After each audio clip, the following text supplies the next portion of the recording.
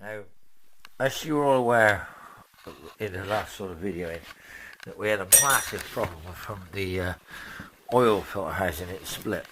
So we now built an oil cooler system. Now we've used a Chug £49 inclusive system, and I've used some cut of ends welded to the original pipes. And it's an MGB system. It doesn't matter how many rows it is, because hardly like it's going to be going too far. But it seems to work all right.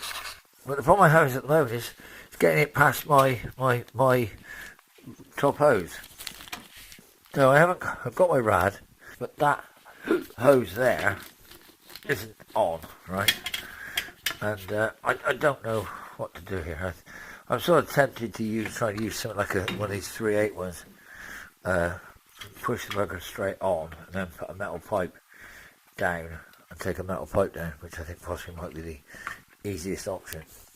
Well, don't get me wrong. I'm sort of trying everything I think of. I'm finding loads of pipes. I've found the bypass hose pipe, which is slightly bigger on one end and slightly smaller on the other. So I'm hoping that the bypass hose pipe is a new old stock part.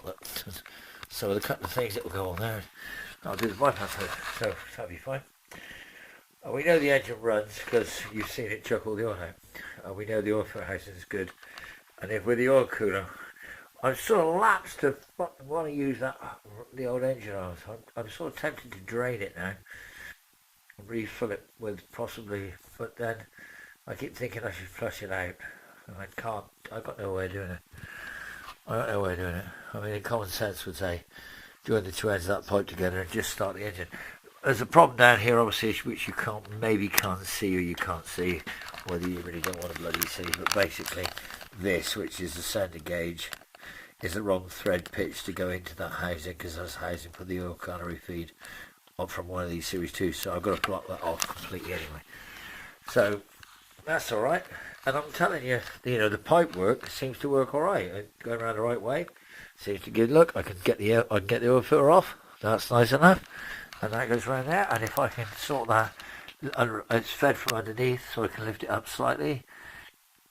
I've just got to be able to work out how I'm going to get that bloody water pipe past that bloody thing. So anyway, we'll cross that bridge when we come to it. We've got to find the diaphragms, which we can't do because we've got a leaking diaphragm from this carb. This carb is leaking really badly through, so we're going to sort that, obviously. Throttle linkage is now down the right way, but although it's not tight, it is. Well, it might be tight, I don't know. Well, maybe it is tight. I don't know, anyway, so that's working all right. So we know it works. We know the clutch works. We've got the calipers rebuilt. This is just like a catch-up load of rubbish, really. I actually do have a hose set for this engine somewhere, but it's gone buried now into the bottom of the shed. A couple of X-type horns, which look nice. And I know it runs, and it's actually okay. I found a lovely one of these neoprene hoses for here, which is a military one, so that'll do for that. And the other one's going to go straight back to the thing, so we'll have a heater. I did our steering column bushes, so they're okay. But I might change this, and I may well alter the fact put the wipers and the indicators on the column using that bit over there. So don't get me that I'm not going to alter it if I can. Now, for the people who've been watching this, we're having this much trouble with this roof. Now, we've had another test fit at the window, and we've remade all this again. The other side, on the other hand, I actually don't want to show you because it is horrid. So I'll go on to a more cheerful note, which is the bonnet. Now, the bonnet looked like it had been shot with a machine gun and had a lot of holes. So at the moment, I'm just welding them up. Now, I've tried this trick with using a bit of brass behind the what you're trying to weld through, and let me just tell you, for me, it's not working. I'm better off turn the power down on the welder and just fill it full of crap, grind it off. It's only a temporary fix. It's never going to be any good, so it doesn't really matter. But the majority of it is looking all right with enough filler in it. I think I've got all that area there to drill and do. I might just plate from behind. I've got to take these back out, and I actually have the chrome. If it's a very late car, I've got the chrome mouth, so that ain't going to be a problem. I think the people, the eagle-eyed viewers, are going to spot that this was a Series 3 bonnet that's had a piece let in, and it's had more repairs than you can imagine. So it doesn't matter, because this is not a concourse car that's going on. So as it stands at the moment, we're not doing well, but we're not doing too bad. We hopefully get another test fit on the windscreen, and I'm sure you've noticed the portal power inside there, because I have been pushing this thing about to try and get this thing back where it should be, and it's not easy. It's not easy. It's a rotten E-Type. Calipers came out nice. So look at those calipers. See, look at that, eh? Rebuilt Volvo vented calipers. Now I'm going to sort of clean them all off with some brake cleaner, and I'm going to paint them in a high tensile somewhere or other paint. I don't know, whatever. But just for the point of the people who are still with me, if you haven't switched off after 14 seconds, time's precious. Waste it wisely, guys, because this is all we've got right here, right now.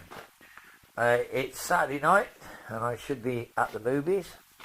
In fact, I should be anywhere but here, but I'm not. I'm here, and all right. Look, I'm back into the mood. I'm trying real hard. If the screen fits and I can go with the bonnet, and the bonnet fits and it opens and closes, and the radiator, which is holding water, goes on, and the car will move under its own steam, which I'm hoping it will, then yes, I probably will make it. It won't be pretty, but I might make it. If I don't make it, it won't be for the want of bleeding trying, guys, trust me, because I am trying real bloody hard, Ringo, you know. And to be honest, the jobs we're doing now, most of it is just really time consuming. That oil cooler fiasco should never have happened. I've never had them split. I've never seen one split like that, but it did. So it's better than I thought, but more problem than I wanted. Throttle linkages, not an issue. If I can get the top hose, bottom hose to go on, top hose is fine. Header tank's fine. Engine seems to be absolutely beautiful, runs fine. Tick over could be an issue, but we'll cross that bridge when we get to it. And the interior is fine. So we've got the screen. We've just got one more test fit, hopefully this week. And some more cutting and grinding on that screen pillar, because that one is rotten as fuckery. I've got the bit ready. I've already made a piece. I don't know whether my boy sort of said, we lost some more footage. The camera, I bought this Hero GoPro Black Edition thing, and it is useless. It doesn't work. That's why I'm back to this old movie. So whether you can make any sense of this, I don't know. But we've had loads of problems with that Hero. I wish I'd never seen a gun up there. Because I bought it off that flea bay, I can't find who I bought it from. There's no warranty, and I am struggling to do anything with it. So I think, I'm going to try and find something, because I just can't keep doing this. I'd rather buy another couple of these ones, because at least these bloody work. When they work, they work. So none of them were new anyway, so it don't really matter. But yeah, so from that point of view, things are looking good. We found an exhaust downpipe.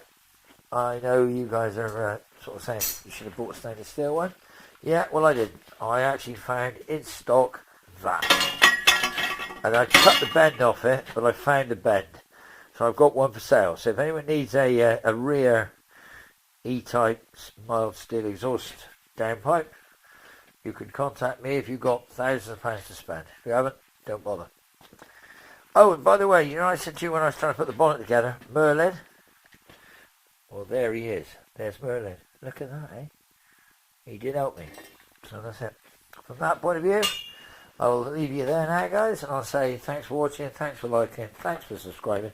Please click the little bell in. And actually, considering I get so many people watch the videos, but they don't seem to subscribe, but they watch the videos. Well, if you want to see how this turns out, the best thing you can do is to subscribe, because sooner or later, I'm going to have had enough. And I might not bother to do any more videos, because the videos are time consuming, because you can't do the work and do the video, which is why I think a lot of people have somebody filming it for them and it's all great, which is fine, absolutely fine. But the reality of my situation is I'm too old, I'm too tired, I'm too fed up, and I just want to finish the car. The videos aren't difficult to do if I'm doing the car, because we were going to try and do one today. My daughter was going to come and help, and we were going to do like a little take one. So, but it got delayed because we had some people come. So tomorrow maybe we might do that. So if I do that tomorrow, let's see whether you like that video. If you don't, well then, what can I say? Talk to you soon, and thanks. Because at least one thing, it's looking better every day. Talk to you soon. Bye.